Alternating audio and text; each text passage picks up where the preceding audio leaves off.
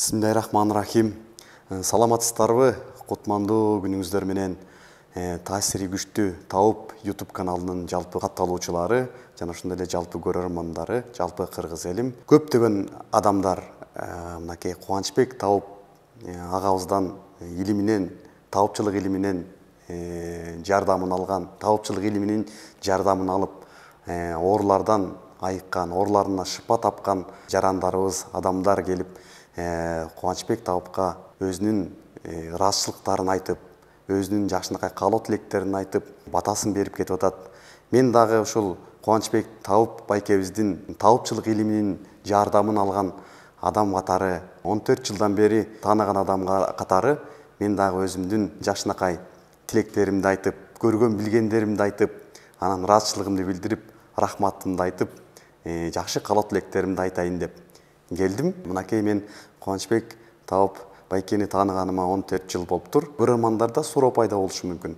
Эмне себеп болду Тауыпка кайрылып калышыңдын? Балким эмне түрткү болду? Эмне себеп болду? Кантип барып калдың деген суроолор сөзсүз болушу мүмкүн. 2010 жылы ушул апам ооруп калды. Апамдын оорусу себеп болду. Анан ошол эле 2010 жылы биздин кошуна жеңебиз дагы ооруп калып, шаарга кеткен. Боорунда эхинокок деген ошондой оорусу бар экен. Анан ошол оору менен катуу ооруп, шаарга кеткен.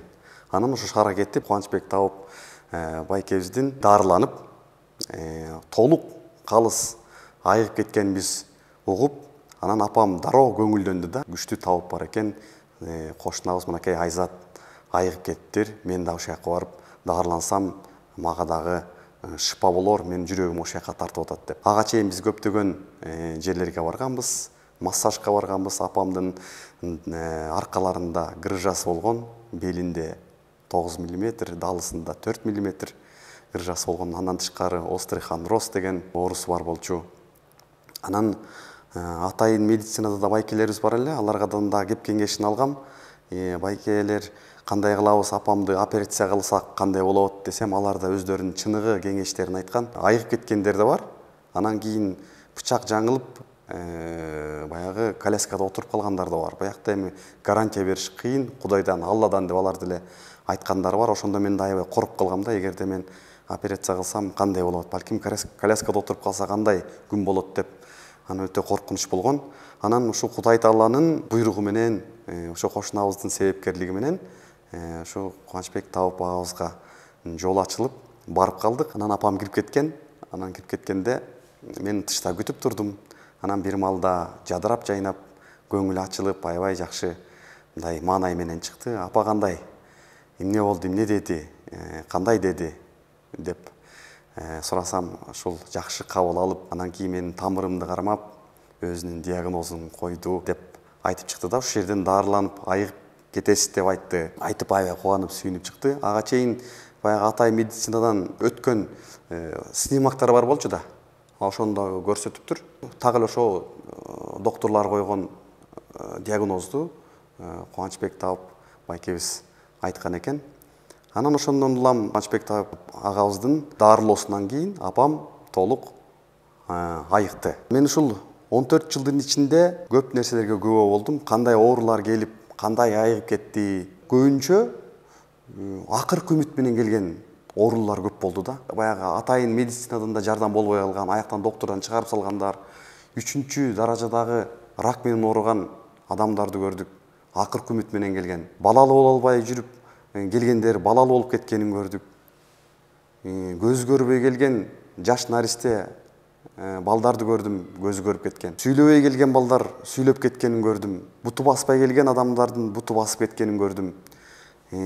Жанагындай оор илдетке чалдыккан адамдардын толук айыгып, жүздөрүнөн нур чачырап, ушул рахматын билдирип кеткен адамдарды көп көрдүм да. Таапчылык илимди Курани Каримден, ислам дининен мындай айырып караш өтө бул мүмкүн эмес экен да. Бир денедей экен да булчу. Мен ошол учурларда ошо алымдардан да сураган учурларым болгон. Ушу таапчылык илим кандай болот байкелерим? Карыкелерден сурагам, алымдардан сурагам.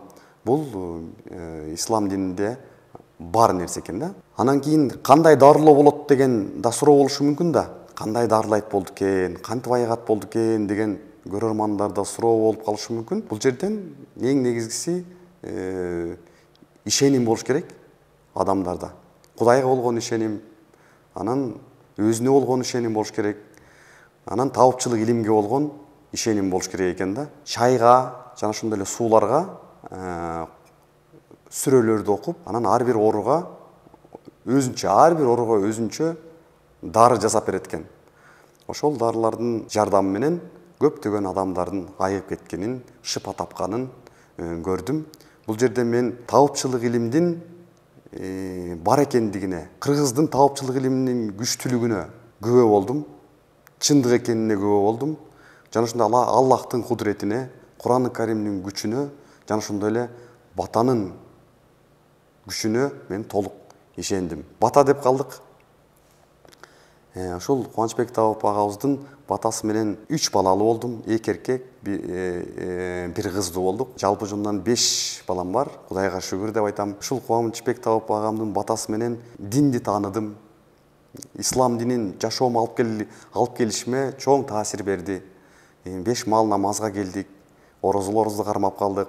Жана ошондой эле умрага да барып келдим. Анан ушул 14 жылдын ичинде кээде биз сыркоолоп калабыз, баягы сасык тубоо, грипп болуп калабыз, же болбосо кичине суук курунуп калабыз. Ошол учурларда дагы биз Кубанычбек Тауыптын таапчылык илиминин жардамын алып, жана дары суу, дары чайларын ичип дайыма айыгып кеткен учурларыбыз ар дайым кездешет. Дагы да айта турчу нерсе, бул дары чай, дары сууларды баягы иче баштагандан баштап, дарылоо баштагандан баштап адамда көптөгөн өзгөрүүлөр болот экен. Бир гана оорусунда эмес, мүнөзүндө, ыйманында, өзүнүн маанайында дегендей бардык жагына таасир берет экен да. Куранда шыпа бар деп бекеринен айтылбаптыр. Буга көп маани бербейт экенбиз да. Куран өзү дары экен да. Кубанычбек Тауыптын ушул таапчылык илимине, чындык экенине толук көзүм жетти. Мен Кудайга чексиз шүгүрлөрдү, мактоолорду айтам.